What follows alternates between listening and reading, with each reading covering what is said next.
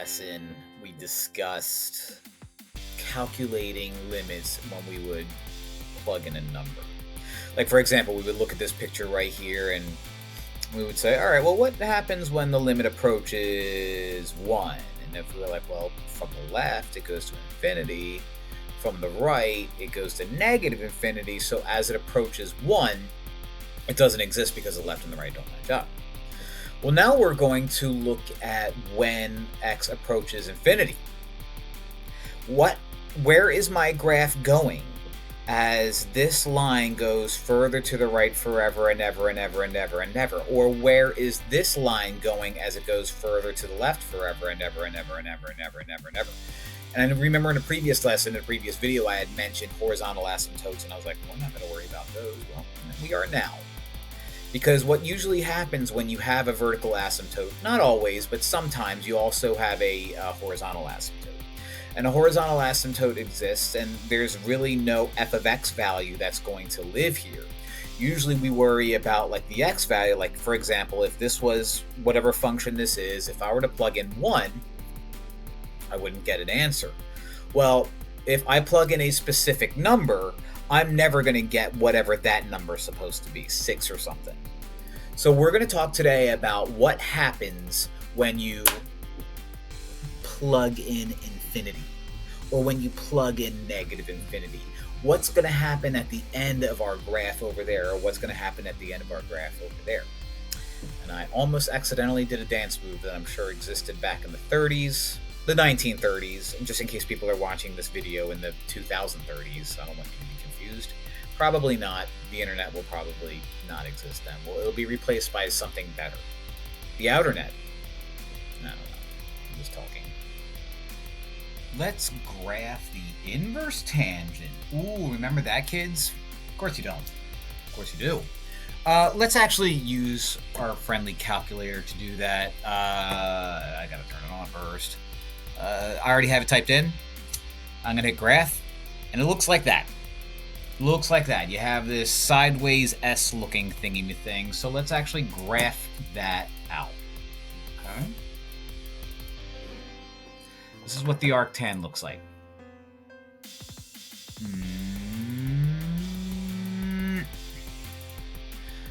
Now, the thing is this line is headed towards some number that, we don't know.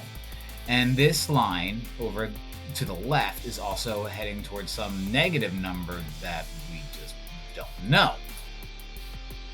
So I could stare at my graphing calculator all I want and try to figure out what that number is. I mean, is it 1? Is it 1.1? I don't know. So this is what we'll do. We'll actually go to the main part of our calculator, and here's the reality. I can't find out what the limit as x approaches infinity is. I can't plug in infinity, but you know what I can plug in? I can plug in, like, I don't know, 1 with a bunch of zeros attached to it and hit enter. And that's not infinity, but you know what? That's pretty big. And so what we get is 1.5707. Let me just see something. Let's see what happens. I know this is tangent, which has to do with trig. I wonder what happens if I divide pi by 2. Oh my gosh. Now, not exactly the same, but if I added a few more zeros, I would get pretty much exactly the same. So what did we find out? This number right here is pi over 2. In other words, as I graph the inverse tangent, this line is creeping towards that dashed line. It's getting closer and closer and closer, and it'll never touch it, because there's no way that you can find out what the inverse tangent of pi over 2 is. It'll never touch, but it'll get so incredibly close to pi over 2 that we can say the limit as x approaches positive infinity of the inverse tangent of x is pi over 2. Now let's put our common sense hats on and say, like, all right, well, if this is pi over 2, then I bet you $1 billion that this is negative pi over 2. Don't believe me? Fine. Inverse tangent I can't plug in negative infinity, but I sure can plug in one with a bunch of zeros after it, throw a negative in front of it, and would you look at that? I was right. How did I know that would happen? So again, what we're looking at is we're looking at this line here is going as it goes to the left, as x approaches negative infinity on the left side, right? I mean, in other words, it's going to the left. This line right here will just get closer and closer and closer and closer to that dashed horizontal asymptote, but never actually touch it. So as we plug in larger negative numbers, we get to a number that's awfully close to negative pi over 2. Now, again, where did I whip up pi? From a bakery. And where did I whip up pi here? Well, I'm dealing with tangents. So if I were to deal with sines or cosines or tangents or anything along those lines, chances are I'm going to deal with pi. Let's do this again. I am going to graph it because it tells me to graph it, although I'm not a fan of graphing it, because from the previous problem, I kind of have an idea as to what I can do, but it's good to see what graphing a problem like this looks like on a calculator. So I have 1 plus, and I'm going to throw parentheses, 1 divided by x, close parentheses, close parentheses again, to the, all of that to the x power. Okay? You see it? You see it, you see it, you see it, you see it, you see it. I'm going to graph.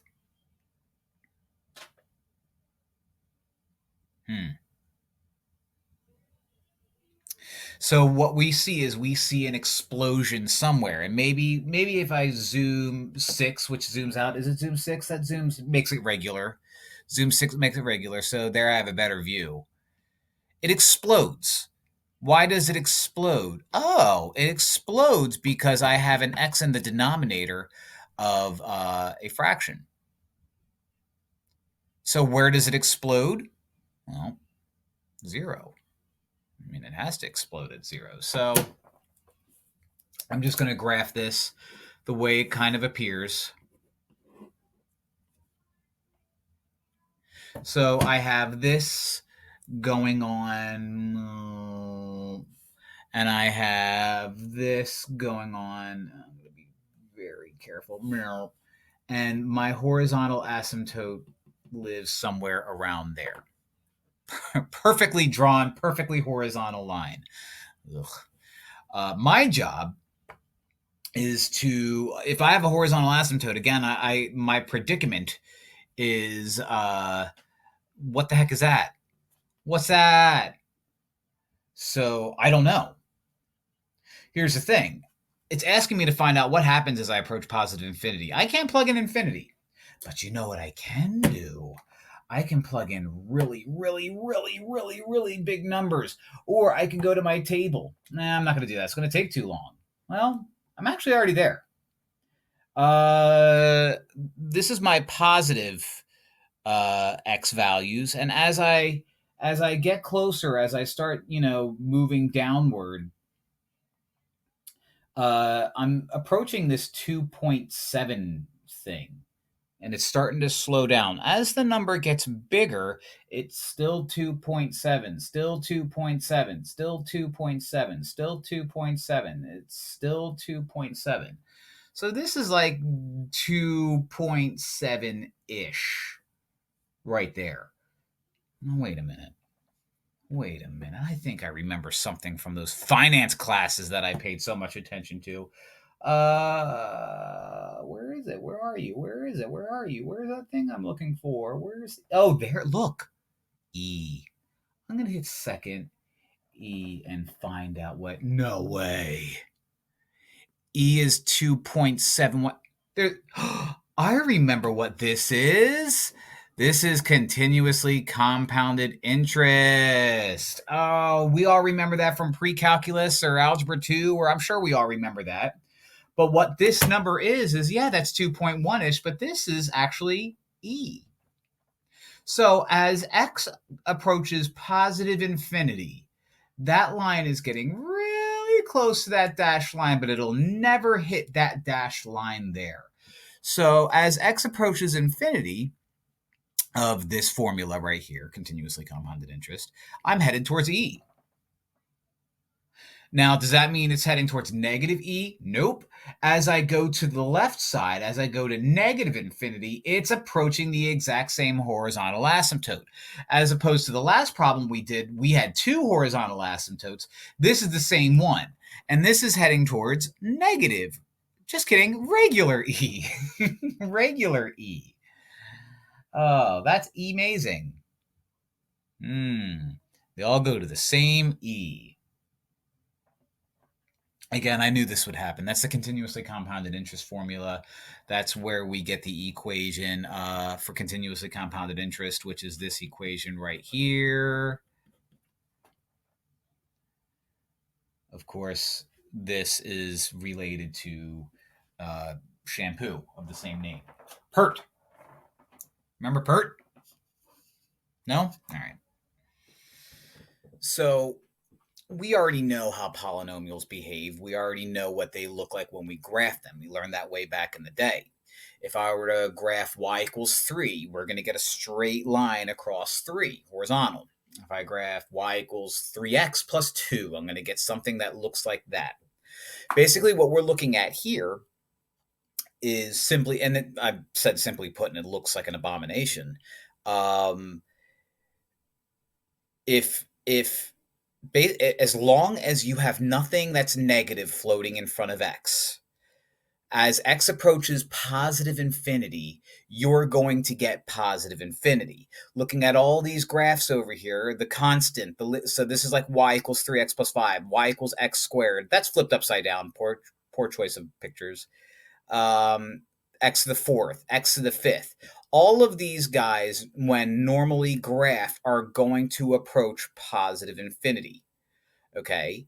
When I head towards negative infinity, if my highest degree is positive, then it's going to go to negative infinity. So if I look at my linear, if I have y equals 3x, if I have y equals x to the fifth, and x to the fifth is my highest degree, as long as there's no negative in front of it, it's going to go down to negative infinity. Now, this is an example of saying I have x cubed, but I'm going to throw a negative in front of it. It creates a flip. So everything is backwards land. So the end behavior of a polynomial matches the end behavior of the highest degree. We know that because of these pictures. Note, multiplying the leading coefficient, which would be the x to the third, if I were to multiply that by a negative, it flips everything upside down and everything is at backwards. So I want to look at, and if we don't know this stuff, and if this is something that I should be able to look at something like y equals x cubed plus 3. Find the end behaviors. I should feel comfortable with that. If I don't, I have graphing calculators to bail me out. Here, I'm not going to use a graphing calculator. I'm just going to use a little bit of common sense. I'm going to take this guy here, graph that in red. It's a cubic, and it's being multiplied by a negative. So instead of having something like this, that's what a regular cubic would look like. My goodness, that is terrible. Very bad lag. Very bad lag. I have a program running on my computer that's probably responsible for that. Let's see if this works. That would be what a regular cubic would look like, give or take. However, since I'm multiplying this by -3, what it does is it flips it around. Yes, it also changes the look of the graph, but I don't care what the graph looks like. I just care about what the ends look like. Okay? And sometimes the end justify the mean. Michael Scott, The Office, my favorite show.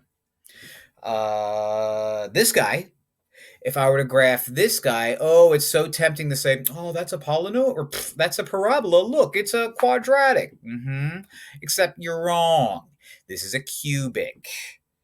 It's a quintic because it has a fifth power. So a quintic, and by the way, the leading coefficient's positive, a quintic is going to look like this. Give or take. I'm sure these bumps look slightly different than that. I don't really care about that. I don't care about that at all. F of x is in red. What's happening to my graph as f of x is heading towards positive infinity? Well, it's going downward, which means it's heading towards negative infinity. What's happening to my graph as the red here goes to the left, goes to negative infinity? Well, as I go to negative infinity, it's skyrocketing up to the sky and is hitting positive infinity. As x goes to the left, my graph goes up. My answer is infinity. So I know I'm throwing around the word infinity a lot. Let's just understand what's going on. What this is saying is what's happening to g of x? What's happening to green as x moves to the right? Well, as x moves to the right, it skyrockets up towards the heavens. So I'm going to get regular infinity. What's happening as x moves to the left? Well, as x moves to the left, Cupid shuffle, it's going downward now to negative infinity.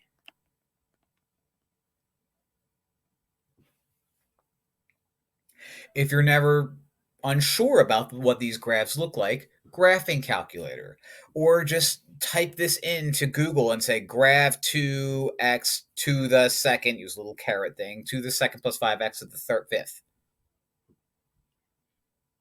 My words are just not with me today. We already know this. We learned this from the first lesson, maybe the second. And this is going to help us solve future problems.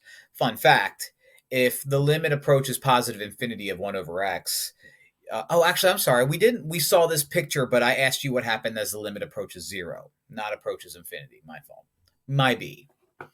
As the limit approaches positive infinity of 1 over x, or 2 over x, or 5 over x, or 1 over x to the fifth, whatever, I move towards 0. This makes sense. Okay. The algebraic way of viewing this is if I said, what would it look like as x approaches infinity? Well, what's a really big, so I can't plug in infinity. So what's a big number? How about 100? 100's a big number. So if I plug in 100, I get 1/100th. Looks like that. Oh, 100's not that big of a number. I mean, it's big, but it's not that big of a number. What happens if I plug in 1 over 10,000th? Then I get this guy. 10th, 100th, 1000th, 1/10,000th. Now, logic would tell us that that number is basically 0. So if I have 1 over x, as I plug in larger numbers into x, I'm approaching 0. Similarly, if I were to plug in negative that, I would have negative 0.00001, which is basically 0. Okay. So this is going to help us solve future problems. I can say the same thing as the limit as x approaches infinity of 1 over x squared, because by squaring it, it takes that 100 and makes it bigger faster. I could say the same thing as 1 over x to the third. And if I were to change that 1 into 3, if I asked you to find the limit as x approaches positive infinity of 3 over x, and you're like, the rule says 1 over x. What do I do if I have 3 over x? Well, it's simple. According to the first day, or maybe yesterday, or the previous lesson, that we learned, I'm allowed to bring that 3 out. And when I do that, I end up with saying something like, oh, this guy, that looks awful, and it's not even right. This guy,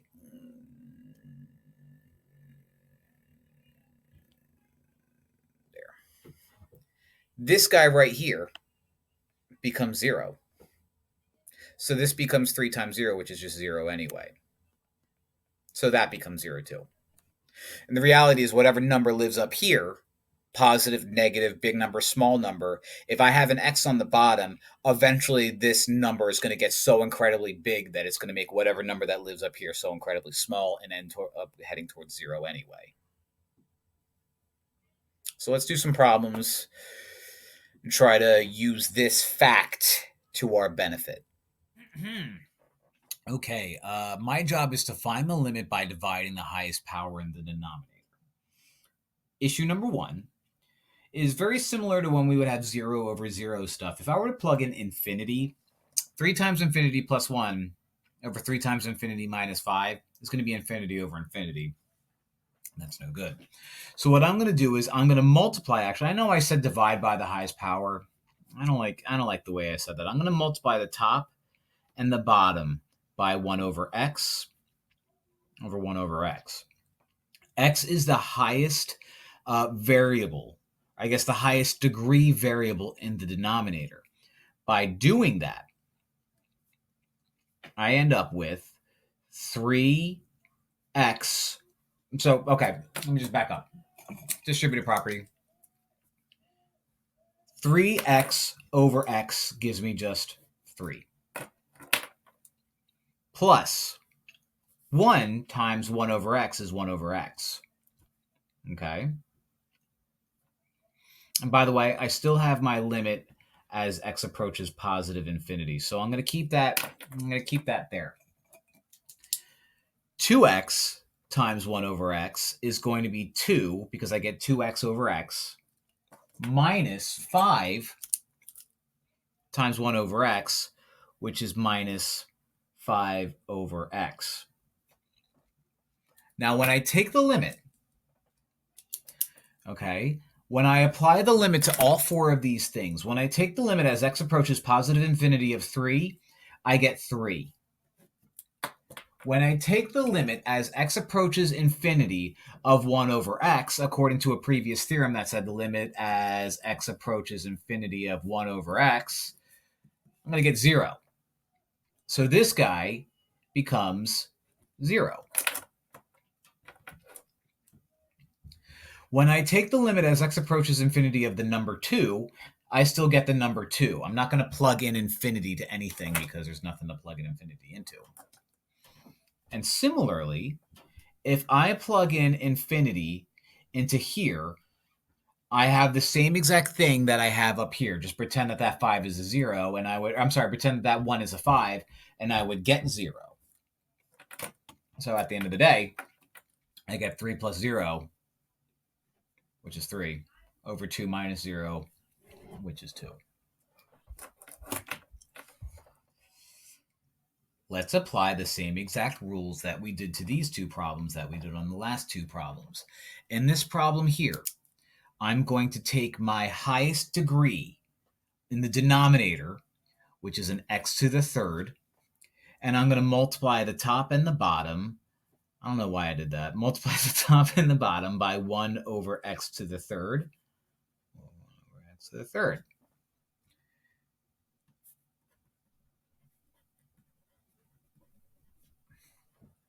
What that's going to look like is I'm going to do distributive property. I'm going to distribute that over there. I'm going to distribute that over there. I'm going to distribute that over there. Okay. So basically, I'm saying I have 2x squared over x to the third. Now, what that looks like is I have 2x squared over x to the third. I'm just making an aside here. I have 2 x's on the numerator. I have 3 x's on the denominator. Which one's more powerful? This one. By how many x's is the bottom more powerful? By 1. Of course, the rule is if you're dividing powers of the same base, subtract the exponent. So this becomes 2 over x. So by using this, I get 2x squared over x to the third is 2 over x, minus 3x over x to the third is 3 over x squared, minus 4 times 1 over x to the third is 4 over x to the third.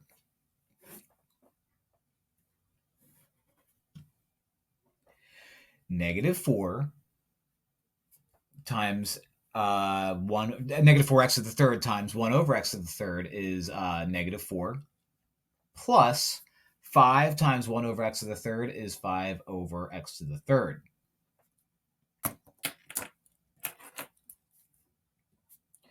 If I apply a negative infinity, it's no different in the previous page than if I applied the positive infinity. That's going to hit 0. minus, that's going to hit 0. And I said that in a previous page, even though it's usually given to us as something over x, if it's x squared, it's just going to hit 0 faster. Similarly over here, that's going to hit 0 faster. Negative 4 plus, if I substitute in negative infinity into that x right there, that's going to hit 0. So I'm no mathematician, but 0 minus 0 minus 0 I think is 0 over negative 4 plus 0, and I get 0. Now you might be sad, thinking, oh, I did something wrong. I got 0. No, 0 is an answer, and it's going to be the answer to this guy. Let's apply that rule one more time. We're going to multiply the numerator and the denominator by the highest degree in the denominator, and the highest degree is regular old x. So I'm going to multiply this by 1 over x over 1 over x. That's going to equal the limit as x approaches infinity, positive infinity, of 3x's over 1x minus 4 over x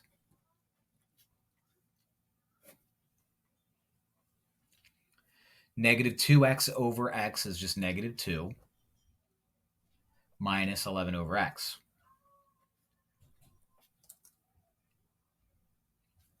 When I imply infinity, infinity squared is infinity.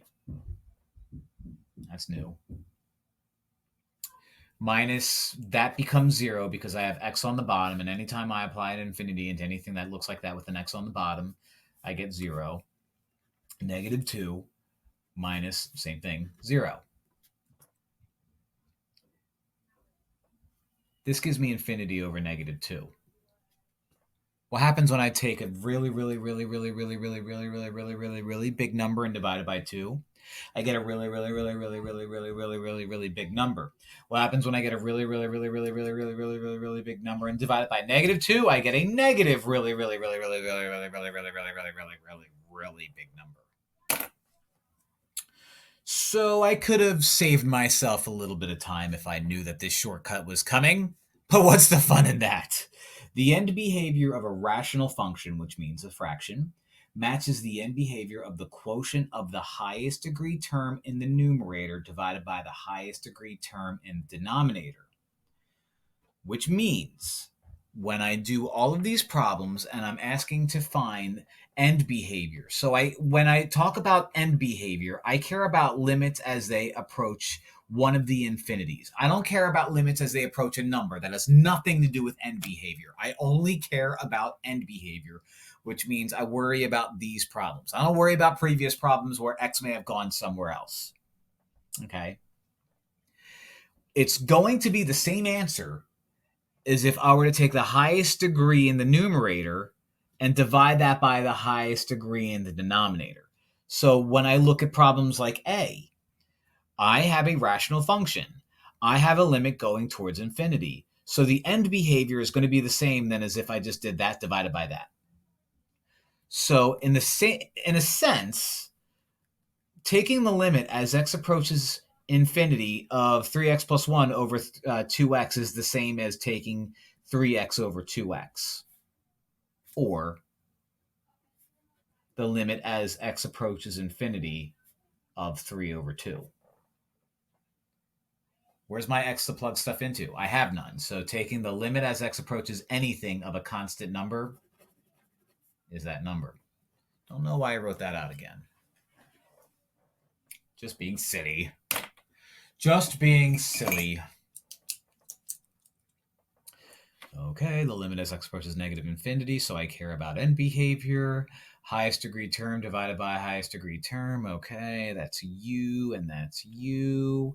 So this is going to be the same as if I took the limit as x approaches negative infinity of 2x squared over negative 4x to the third. This is the same as me taking the limit as x approaches negative infinity of 1 over negative 2x.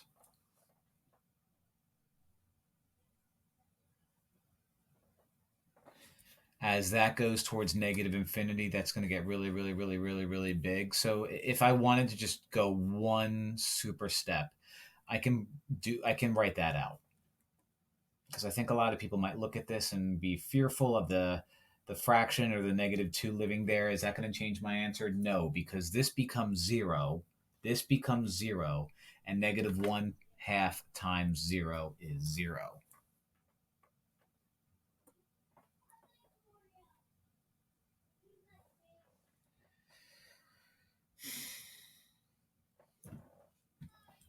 Okay, end behavior.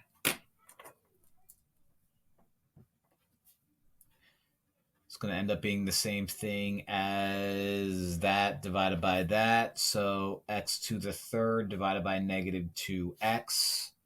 That's going to be the same as the limit as x approaches infinity of x squared over -2. If I wanted to go one step further, I could bring out that -1/2 like I did last time.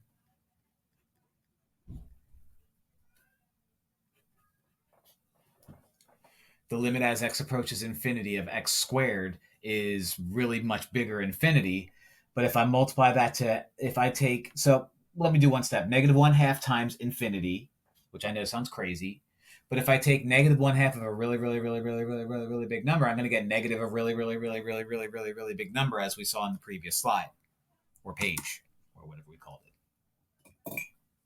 Okay, let's finish the day with 2 really bizarre special cases. When it comes to square roots, things are always going to behave and act a little differently. And with these types of problems, the way of doing this is not as clear cut. It's not as obvious. I can't really go inside of these square roots and pull stuff out. So the things that we did in the last slide, where I was just able to do this divided by that, I'm not necessarily going to be able to do that. However, I can kind of use the same rules from 2 slides ago to do this first one. What I'm going to do, and this is going to start out obvious. I'm going to multiply the top and the bottom by 1 over x. And so it can be rewritten like this. The limit as x approaches infinity of 1 over x root x squared minus 1 over 1 over x times 4 over x, 4x, so that's 4, minus 3 over x, and we know what's going to happen there. This is where I have to be a little clever. And this is how I'm going to be clever. I'm going to turn this 1 over x. I'm going to turn this 1 over x into the square root of 1 over x squared. See what I did? Because now what I can do is multiply it to that square root. And I'm going to rewrite this square root as that. Because I can. And that's going to still be over 4 minus 3 over x. When I multiply these guys together, I end up multiplying x squared divided by that and -1 divided by that, still living within the square root. So it ends up looking like this. The limit as x approaches infinity, I do that all the time, x squared over x squared, which is 1, minus 1 over x squared. And that's going to be over 4 minus 3 over x.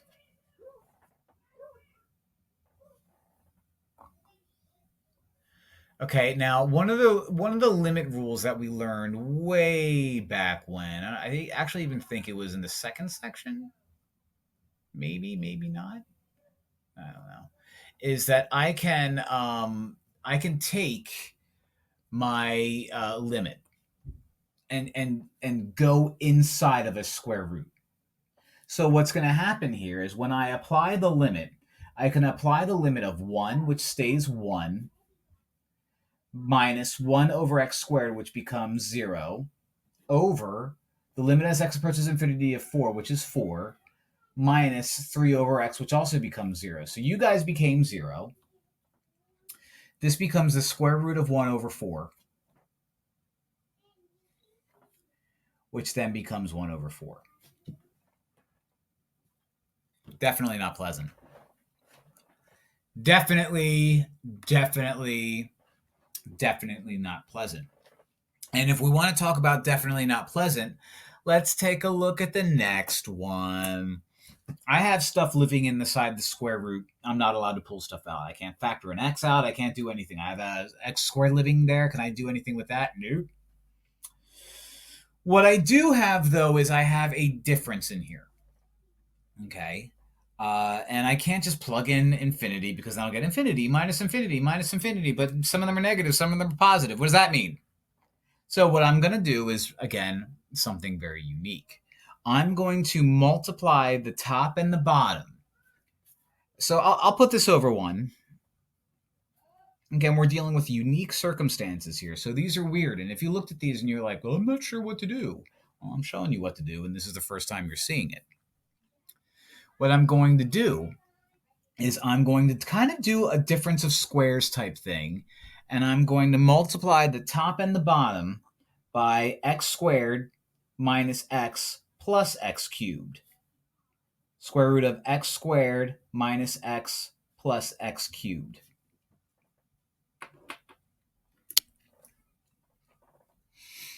What that gives me is a FOIL problem up top and a distribution problem on the bottom. So I end up with the limit as x approaches negative infinity of square root of stuff times square root of stuff, which is just stuff. Okay? The square root of x squared minus x times the square root of x squared minus x, which is this x squared minus x. Now, watch. Plus x cubed times square root minus x cubed times square root. If this is a FOIL, the O and the I disappear. That's good news. And then here I have negative x cubed times x cubed negative x to the 6th. On the bottom, I have 1 times all of that stuff, so I still have all that stuff.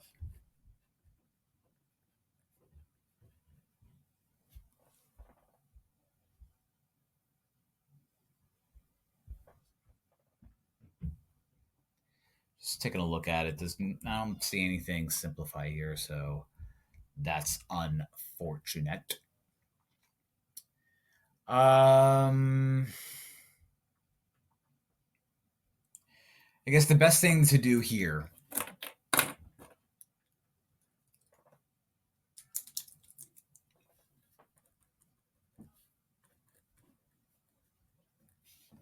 is to multiply the top and the bottom by the highest degree in the denominator, which is this guy. So I'm going to multiply the top and the bottom by 1 over x cubed over 1 over x cubed.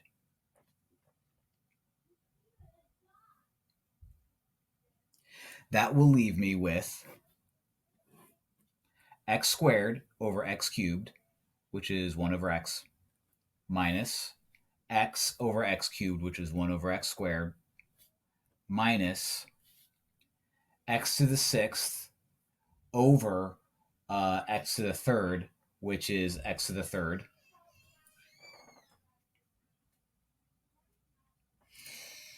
This guy becomes 1 over x to the 3rd times the square root of x squared minus x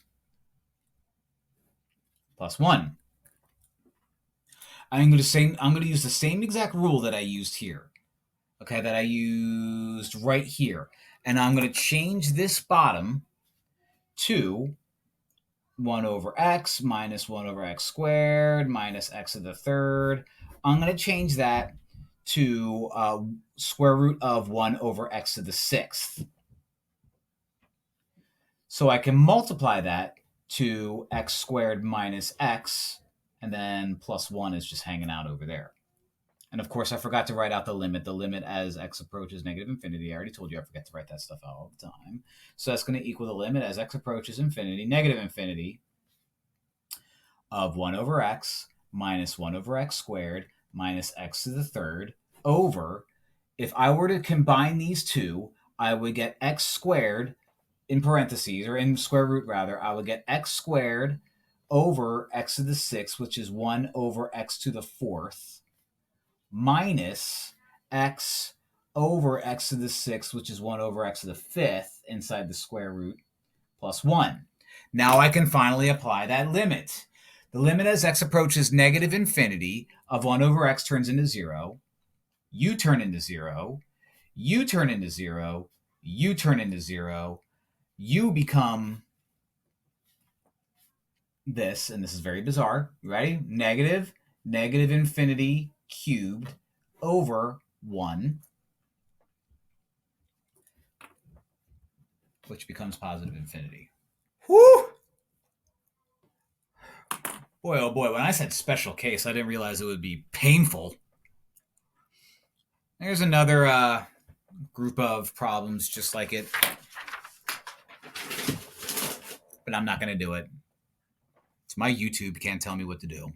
All right. Bye. Well, I did the whole bye thing and didn't even realize I wasn't done yet. Silly me. Boy, is my face red. Now, we can't neglect some of our good friends. Where'd my face go? Hey, there you are. We can't neglect some of our friends, the exponential functions. So these are just some rules, not anything crazy, but obvious. If I were to graph e to the x, as I go to the right of e to the x, I go to infinity. As I go to the left of e to the x, I go to 0. Similarly, if I have e to the negative x, if I'm heading towards negative infinity on the x-axis, as I'm going to the left, I hit infinity. And as I go to the right, I hit 0. Just fun stuff to remember. And again, if all else fails, look at the graph. Logs. If I ask you to graph ln of x, if you go to the right, the more you go to the right, the more this will slowly creep up to infinity. It looks like it has the potential of a horizontal asymptote, but it doesn't. This is still moving upward, slowly but surely. If I go to the left, as x approaches negative infinity, I go to negative infinity. So here's our log facts. Log facts. Here's the problem with trig functions. Look at those trig functions. You can't do end behavior with trig functions because they continue on a periodic loop. So with trig functions, as x approaches infinity of these trig functions, the limit doesn't exist. Because as you go towards infinity, these guys are going to go like this forever and ever and ever and ever and ever and ever and ever, and it's not going to settle anywhere. So how are you supposed to find the end behavior of something that goes like that? You can't. You can't. So as far as trig functions go, if I ask you the limit as x approaches positive or negative infinity, let me write that out.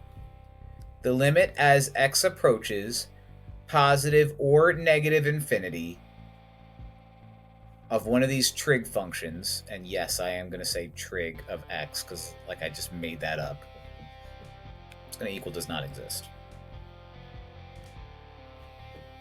Eventually you're going to learn something called squeeze theorem, but that's neither here nor there. I think now I can say bye. Nope. If all else fails, look at the graph. So here's my picture. If I were to plug in 1, the temptation is to say infinity, but in reality, it doesn't exist. Plugging in 1 doesn't actually give me anything. That's supposed to say DNE. Sorry for the terrible handwriting. Does not exist. If I were to plug in 1, I get nothing. If I were to find out where what my limit is as x approaches 1 from the right, I'm going towards positive infinity. If I'm coming to 1 from the left, I'm going towards positive infinity. So the limit as x approaches 1, since the left side and the right side match up, it's positive infinity. The limit as x approaches negative infinity, or infinity from the left, I think I meant to say negative infinity. That's supposed to say negative infinity. That's a typo by me. So that one is supposed to say the limit as x approaches negative infinity. As my graph is going to the left, it looks like it's leveling out at 0, so we'll say that. The limit as x approaches positive infinity, so pretend that that's not there. The limit as x approaches positive infinity looks like it's just going upwards towards the heavens. So we'll say infinity. Now can I say bye? So that was fun, and I hope you learned a lot, and I will see you in section 4. Bye!